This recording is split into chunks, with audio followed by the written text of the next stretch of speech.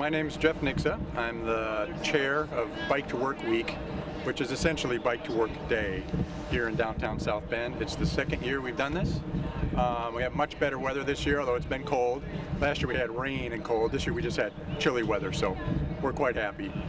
The event is to encourage people to commute by bicycle, to leave the car at home, to just try it out for one day if they've always kind of wanted to try it and just weren't sure how they would do it, not sure how they would get support and so on. We have all kinds of materials down here. We have free bicycle mechanics, we have free musicians, we have literature from local bicycle groups, mountain biking groups, road groups. We have people who are working with the city of South Bend to advocate the striping and the signing of bicycle safety lanes throughout the city, and eventually we hope Michiana and surrounding communities. So it's kind of a gathering of different bike-interested people all in one place this spring. And we're partly about education for the community, we're partly about bike safety for the bicyclists, and we're about having fun and encouraging people to do such a simple yet brilliant activity of riding a bike, saving gas. It's good for the family, it's good for the neighborhoods, it's good for the city, it's good for traffic, it's good for downtown businesses. And we've had good participation this year. We probably had 3 to 4 times as many people down here throughout the day as we did last year, our first year. So we're tickled with the response, and we're already brainstorming for next year.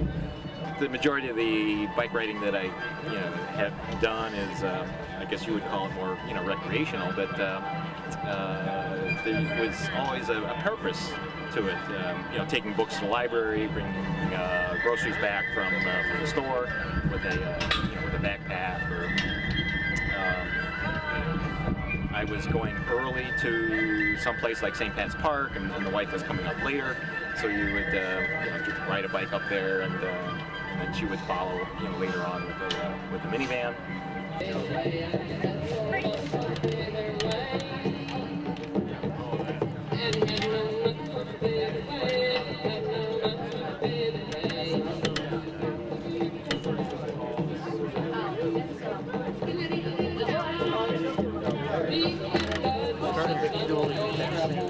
And what you do is you just take these little bitty bottles, shake it up real good, hold it right about here, and just put a few drips as you do a back pedal. Okay. Just 5 or 6 drips, and then just shift through all the, go out and ride it around a little bit.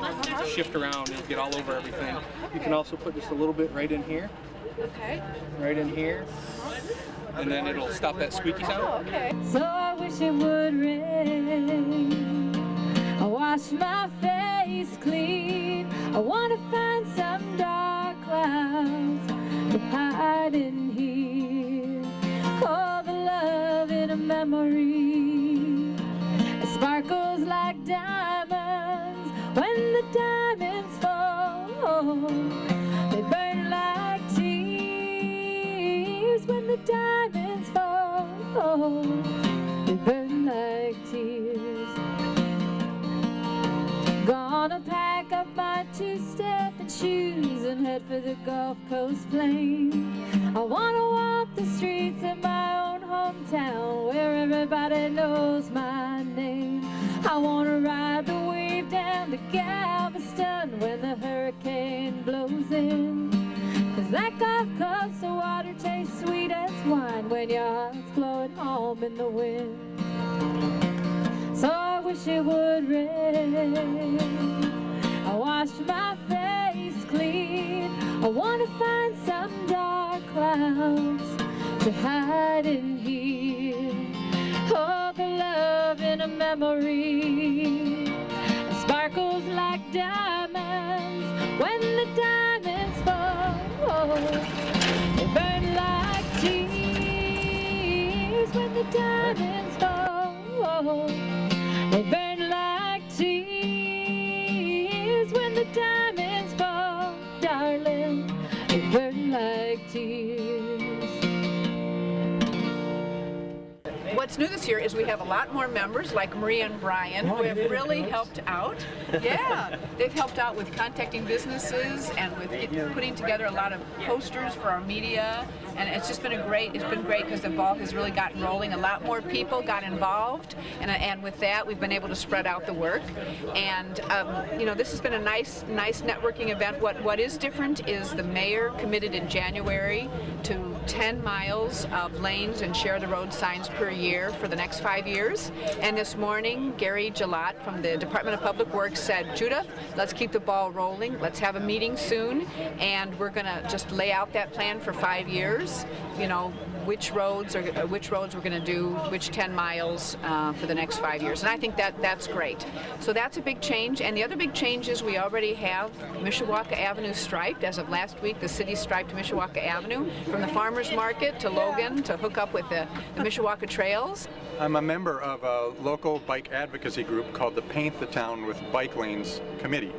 And they've actually been working for years with the city of South Bend to encourage the bike striping of key routes throughout South Bend that would connect the downtown area with existing places of interest, universities, museums, mall, shopping areas, trying to make it safe for people to get to the usual destinations around town. We don't pick the biggest routes or the busiest routes through town. We're not trying to just get bike lanes on the main roads that people drive on. In fact, a lot of times we're avoiding those. We're going a block or two off the main drag.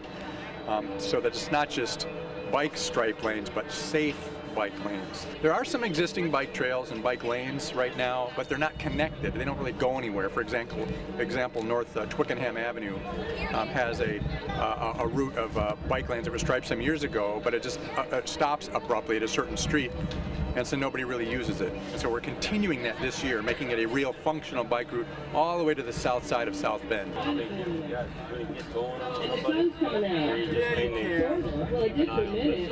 You always ride two together? On the evening shift, yeah. But we only work 3 days a week, Thursday, Friday, Saturday. And daytime, we work one person, and it's 9:30 to 1:30, Monday through Friday, no one on the weekend. But they only have so much money, so they gotta figure out how to use it wisely. Yeah. So if we need something extra in the summertime, they'll throw in a few extras here and there. Or if some big events coming up, they'll change the hours, whatever we need. You work with Notre Dame, they got bikers. Now they have full-time Bikes up there. I don't know how they work there. I don't know anybody up there. The airport has some guys trained on the bikes, and Mishawaka definitely does. They let their guys on their patrol time ride. Oh. And we do that a little, but most of the time, not too much. We went to the schools, all the third grades in the county, and we gave out helmets, but they were supplied by the Chamber of Commerce. So I wish it would rain. I wash my face clean. I want to find some dark clouds to hide in here. Oh, the love in a memory. It sparkles like diamonds when the diamonds fall. They burn like tears when the diamonds fall. They burn like tears.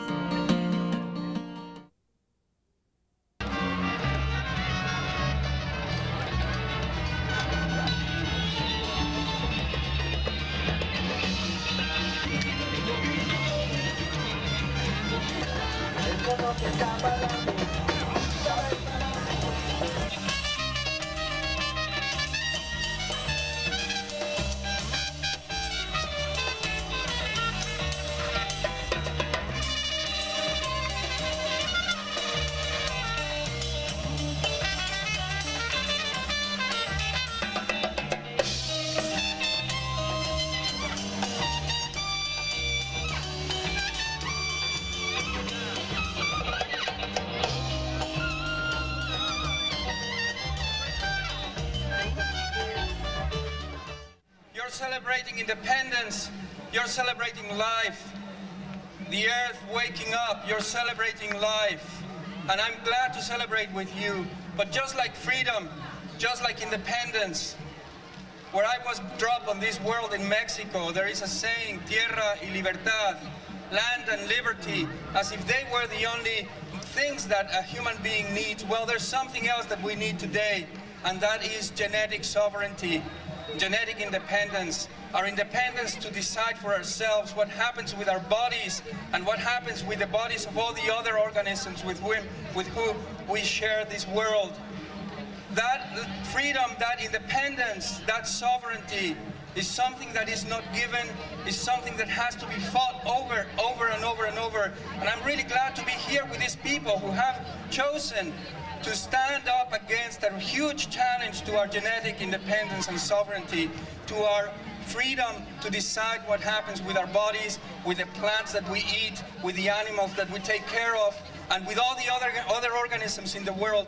Huge challenge happening. I invite you to get involved, to get engaged. This is a question of life. If you celebrate life, please join with the people who are here, your neighbors, in opposing the takeover of your genetic freedoms and your genetic independence. We're doing the same over on the other side, on the coast of the Pacific, where the West ran out of West. We're doing our best there to uphold these principles of genetic independence and freedom, and I'm glad to be here with you and invite you to be engaged. Thank you. Thanks, Ignacio. Our next guest, also here from Vermont, is my friend Ann Peterman. Ann Peterman is the co-director of the Global Justice Ecology Project in Heinsberg, Vermont, and along with several others of us, is the founder of an international campaign to stop the genetic engineering of trees. And Ann has been traveling literally all over the world over the last several years, working with NGOs and the UN and many other channels to try to address the problem of GE trees. How many of you are familiar with the fact that corporations like Monsanto are also involved in genetically engineering trees? Yeah, not too many people have heard about this. There's a company, though, called ArborGen that's one of the sponsors of the Biotechnology Industry Organization's conference here in Boston, and they are the main pushers of genetically engineered trees in the world. And I think you can imagine what some of the problems might be if a genetically engineered tree were to contaminate a native forest or any of these trees around here. The UN did a study, and they asked engineers who are working on genetically engineering trees what their top concerns were about the technology. And they had two main concerns. The number one concern was contamination of native trees. Their number two concern was public opinion. Now, why would the public be concerned about genetically engineering trees? Maybe because of contamination of native trees. Anyway, we have been fighting the genetic engineering of trees since 1999 when we first heard about it when we were actually in southeast Mexico. Now what they're planning is genetically engineered trees for right here in the United States. And they're planning them for the Pacific Northwest, the Upper Midwest, and the Southeast. They've especially got their sights on the Southeast. ArborGen is based in South Carolina.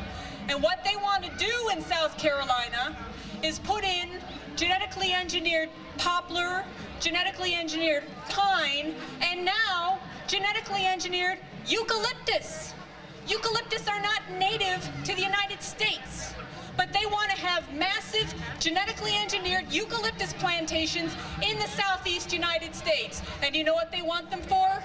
They want them for paper, and they want them for biofuels. And do they care that eucalyptus are an extremely invasive tree that takes over native ecosystems and wipes out native species, that it catches fire, that it does all these other things? Not really, no. But they are planning these things, and they are planning them for the very near future. This is something we all need to be concerned about. So I hope that you will check out our webpage, stopgetrees.org, and find out how you can get involved. We have a film that Ignacio, myself, Brian, and others are interviewed in about genetically engineered trees. We have an action toolkit. We have all kinds of ways that you can get involved. in stopping genetically engineered trees. They are not deployed commercially yet anywhere in the world except China. So we can stop them from coming to North America, South America, Europe, Africa. We can stop them in all of these places, and we have to. Once these trees start contaminating, there is no reversing that process. It cannot be stopped. And once a native tree is contaminated, it then becomes a contaminant in a never-ending cycle. We're talking about traits such as killing insects. Imagine if that trait got out into a native forest. We now have a native forest that kills insects. Insects are the base of the food chain. Insects feed songbirds and other wildlife. This is a disaster waiting to happen, and that is why we're fighting it. If anybody wants to get plugged in, check out our website, come and talk to me. We'd love to get you involved. Thank you. Thank you, Ann. As well as being an extreme hazard to biodiversity and all of life on Earth, the biotechnology industry represents the capturing of our very health by corporations.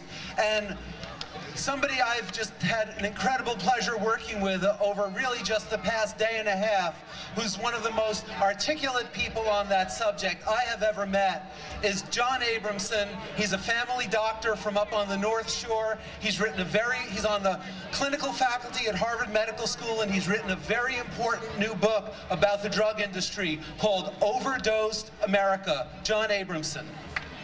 Brian, thanks so much. And thank you, folks. It's a pleasure to be here with you. The same way that the corporations are challenging our natural environment with genetically engineered crops, with genetically engineered trees, a disaster waiting to happen, we've got a disaster that is happening, and it's the American healthcare system. We are spending twice as much as the other industrialized countries on health care, and Americans live less time in good health than the citizens of the next 21 wealthiest countries. This is what we're struggling to pay for, and this bad medical care is what is going to be imposed on all Massachusetts citizens through the legislation that's come in that doesn't question our medical knowledge. Now, the same way that the corporations are challenging our environment with genetic engineering, they are providing the medical knowledge that is guiding the doctors that are taking care of you. The editor of The Lancet, the premier medical journal in the United Kingdom, says the medical journals have turned into information laundering operations for the drug companies. Now, what can we do? The drug companies want us to believe that we need them for good health. Most of our health is determined by how we live our lives, whether we exercise, whether we eat a healthy diet, not smoke, drink in moderation, maintain a reasonable body weight. These are the things that we can do to stay healthy. These are the things we can do to prevent heart disease. And yet the drug companies want us to believe that we need to take these statin drugs to lower our cholesterol, when there's not a shred of evidence from clinical trials that cholesterol-lowering drugs are beneficial for women or people over 65 who don't have heart disease. Not a shred of evidence. Yet the guidelines that come from the American Heart Association tell your doctors to put you on statin drugs. So let me just say that what we need to do is what the women's movement did in the 1960s. We've got to demand that we are treated as subjects, not objects, that we take back control of our own health care, that we find primary care doctors who will talk to us about these things, and most of all, that we understand that when corporations are involved, they have a primary fiduciary and moral responsibility to make as much money as they can for their shareholders and investors. Their responsibility is not our health. We've got to see to our health. We've got to help each other to achieve better health. Thank you. Thank you, John. We've already had a very busy couple of days here in Boston. Last night at Old South Church, we had an amazing session with Ignacio, with 3 representatives of farmers' movements from all around the world.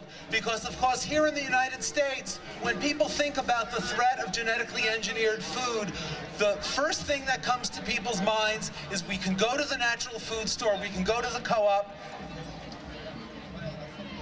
and we can find 5? and we can find food that feeds us. But for people in other parts of the world, this technology is a threat to their seeds, it's a threat to their way of life. So we had representatives from farmers' movements from Bangladesh, from Nicaragua, from the Tesuque Pueblo in New Mexico, and we had an amazing session. This morning, John and others spoke to us about biotechnology, medicine, and human rights. All of the audio and video from those sessions will be available online over the next few days. Check out our websites at biojustice2007.org, biodev.org.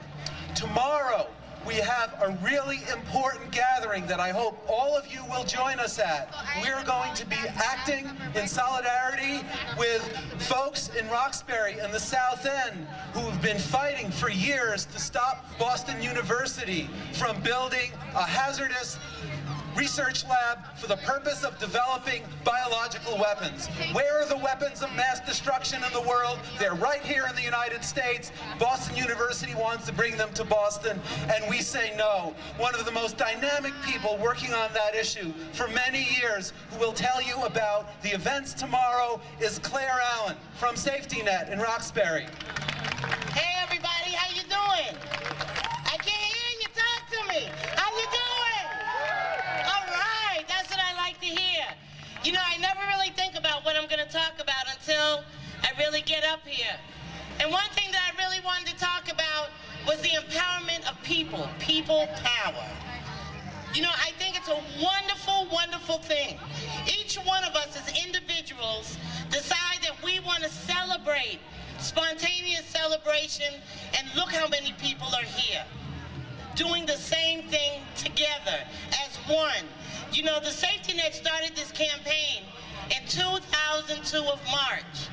And for a whole year, we had the hardest time trying to convince people that BU wanted to build this bioterror lab. We'd go up to stations and give them a flyer and say, BU's bringing the plague. They'd be like, oh, girl, what's wrong with you? And I'm like, wait a minute, they're trying to bring. Nobody would listen. But then when it came to year 2003, when it was a little bit too late, it was in the Globe newspaper. And it said that Boston University got $123 million to construct the bioterror lab. It's a level 4 lab, only 3 in the country. All of the diseases are incurable. They want to put it by City Hospital, right on Albany Street. Either way, when we went and heard about this, we went to a meeting. We got a phone call.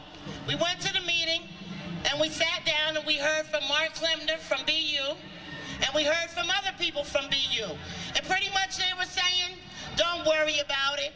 You got 4,000 labs in the city of Boston. Ain't nothing to worry about. You haven't blown up. You ain't caught nothing. Don't worry about this one here. So we said, okay, because we didn't know what a level 4 lab was. About a month later, we got another phone call. And then it was from a guy who said we had to go to another meeting. We went to this meeting of scientists. We asked them, we heard them say, the plague, Roxbury in the South End. Ebola, Roxbury in the South End. We said, wait a minute, do the residents know about this? They said, well, if you can get some competent residents to talk to us, then we'll talk to them. And because of that statement, that's why we have been fighting now for 5 years. We now have people from around the city. And tomorrow, we will have a march. Because when we fight and fight big battles like this, we need to know who are we representing. And we're hoping that we are representing everyone who is here hearing my voice. And if that is the case, 11 o'clock, Dudley Commons, come march and party with us in the streets. Thank you very much. So I hope we'll see everybody tomorrow. Dudley Commons at 11, Blackstone Park at 1. The biotech industry is in town all week. We got to have some surprises ready for them. Thank you.